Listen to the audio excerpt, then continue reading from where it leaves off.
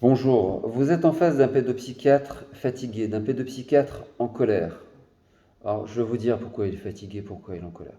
On est à 3 semaines des élections présidentielles et à ce jour, la question de la santé mentale des enfants et des adolescents, la question des soins psychiques qu'on pourrait leur donner, n'a pas été portée dans le débat public. Elle n'apparaît pas de façon suffisante, de façon suffisamment précise dans le programme, dans les programmes des candidats. Alors il y a bien eu des choses qui ont été avancées. Euh, la création d'un Institut national de la psychiatrie, porter la santé mentale au rang de grande cause nationale, plan de détection, de prévention des écarts de développement, ok, d'accord. C'est des petites choses, c'est joli, mais c'est pas suffisant, c'est pas consistant. Il faut aller beaucoup plus loin. Il faut des engagements forts. On est très très loin du compte. Moi, je veux être précis. La pédopsychiatrie est dans un état de délabrement avancé. On a fait circuler une quantité impressionnante de communiqués. Il y a eu des émissions à la télé, il y a eu de nombreux articles. Vous êtes au courant, vous, famille, vous, citoyens, vous, politiques. Je ne parle pas des professionnels qui vivent, qui travaillent au quotidien dans ces conditions-là, qui pour une part quittent le domaine, hein, faute de moyens pour travailler. Aujourd'hui en France, il y a, je l'ai déjà dit, je l'ai déjà avancé, mais je vais être encore plus précis. Aujourd'hui en France, il y a plus de 2 millions de jeunes, enfants, adolescents, qui souffrent de troubles mentaux. On n'invente rien, c'est là, il y a des études, c'est clair, c'est précis. L'OMS va jusqu'à dire, si on rajoute à ces troubles mentaux, des problèmes mentaux, l'OMS va jusqu'à parler de 3 millions de 3 200 000 enfants souffrant de problèmes et de troubles mentaux en France. Or, on sait, là aussi c'est des chiffres, on sait que il y a à peine plus d'1 million d'entre eux qui bénéficient de soins, qui bénéficient de suivi. Et encore avec les moyens du bord, c'est-à-dire pas assez de moyens, donc on voudrait pouvoir leur proposer davantage de choses, pardon, on voudrait pouvoir les recevoir plus souvent et on ne peut pas. Voilà. Donc c'est pas qu'on ne veut pas, mais c'est qu'on ne peut pas. Voilà. Donc ça nous met aussi en porte-à-faux en termes de responsabilité. Voilà. Donc, bon, il y a plein de choses qui ne vont pas. Alors est-ce qu'on continue, je dirais, alors à faire des communiqués, bon, on reste pas les bras croisés et moi j'aurais envie là, de façon simple, directe, de m'adresser à vous, les candidats, mesdames et messieurs les candidats. C'est une question vraiment sérieuse. Il y a un enjeu là, social, il y a un enjeu sociétal à s'occuper de la santé mentale, de la santé psychique des enfants et des adolescents. Il y a bien sûr une question d'avenir pour notre société. Il y a une logique humaine, il est question d'un souci de l'humain, mais il y a aussi une question de sous. Si on va de ce côté-là, ok, on en discute. Vous avez les chiffres hein, aussi, hein, vous les politiques. On vous les a donnés, ça fait longtemps déjà. La santé mentale en France, si on compte tout, hein, les arrêts maladie, voilà, de la naissance à la fin de vie, le handicap, pension d'invalidité, mais aussi tous les dispositifs de soins hospitaliers, consultations, etc. L'ensemble, ça coûte plus de 100 milliards d'euros. En 2017, 109 milliards d'euros. C'était avant la crise sanitaire, c'était avant, bien sûr, ce qui se passe là aujourd'hui avec l'Ukraine, et toute la peur qu'elle puisse générer et tout ce que ça amène finalement dans nos consultations en pédopsychiatrie déjà complètement saturées.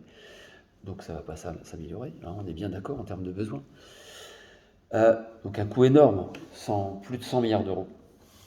Bon, dans tout ça, dans ce coût-là, la pédopsychiatrie, les dispositifs pour la santé mentale, pour aider les gamins, les enfants, les adolescents à retrouver une santé mentale, il n'y en a que 1,5% de ces plus de 100 milliards d'euros qui sont consacrés pour les enfants et les adolescents. Il y a quelque chose de complètement décalé. Ça frise pas le ridicule, c'est ridicule. Donc là, il y a vraiment quelque chose à faire. Il faut vraiment prendre cette question à bras le corps. J'ai pas d'autres mots. Nous, l'API. Alors, l'API, c'est quoi? C'est l'association des psychiatres de secteur infanto-juvénile. Je la préside. Je suis son porte-parole là aujourd'hui à travers cette vidéo. Il y a nous, cette association, hein, mais il y a aussi, je dirais, toutes les associations, fédérations de professionnels, de parents, de familles, de citoyens, euh, de juristes aussi, qui nous soutiennent dans notre démarche pour qu'il y ait un plan massif, pour qu'il y ait une loi cadre, pour qu'il y ait vraiment quelque chose qui se passe là, pour refonder, pour restructurer, pour refinancer à la hauteur des besoins. Donc concrètement, il faut doubler les moyens, hein. Il faut pas y aller par quatre chemins. Euh, refonder, je dirais, une architecture globale avec toutes les articulations, tous les liens qui doit y avoir. Une architecture globale du système de soins pour les enfants et les adolescents, pour la santé mentale. Il faut commencer par ça. Il faut commencer par ça. Je ne dis pas que pour tous les âges de la vie, il ne faudra pas faire quelque chose comme ça, de plus large à un moment donné, mais il faut commencer par les enfants et les adolescents. C'est bien sûr d'une grande pertinence. Il n'y a pas, voilà. Je rappellerai aussi, par exemple, le fait que, enfin, par exemple, c'est une des données, on en a plein de données. La moitié des troubles psychiques mentaux commencent avant l'âge de 14 ans. Là, je parle de tous les troubles de la vie, hein. Donc voilà, il faut commencer par ça. Donc, je dirais à vous de jouer, à vous mesdames et messieurs les candidats, de nous faire des propositions, de faire des propositions aux citoyens pour qu'enfin la France soit dotée d'un système de soins bâti à partir de tout ce qui existe, hein. Il y a 50 ans, quasiment jour pour jour, c'était avant-hier l'anniversaire, s'est installé un système de soins que d'ailleurs le président de la République a plutôt reconnu, valorisé, qui est le modèle du secteur, qui s'appuie sur des impératifs logiques de proximité, d'accessibilité, de continuité des soins, au plus près de la population, et voilà, avec le moins de ratage possible. Parce qu'aujourd'hui, il y en a plein de ratés, hein, je dirais, dans tout le système de santé. Voilà, on le sait.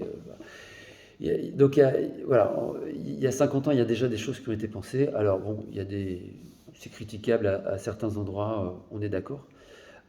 Donc, il faut pouvoir repenser tout ça, mais avec des impératifs qui restent toujours actuels, de nouveaux impératifs, et puis surtout, je dirais, un panel de structures qui existent, mais qui ne sont pas forcément accordées entre elles. Donc, il faut pouvoir voilà, repenser les choses globalement, et ça, c'est à vous, mesdames et messieurs les candidats, de vous avancer, pour vous engager à nous donner les moyens pour que cette réflexion globale, repenser cette architecture, ça puisse être fait avec tous les moyens nécessaires, hein. Pas à coup de quelques centimes, hein, à l'échelle de... Voilà. Mais avec, je dirais, les bonnes pièces. Merci pour les engagements que vous nous ferez, on les attend.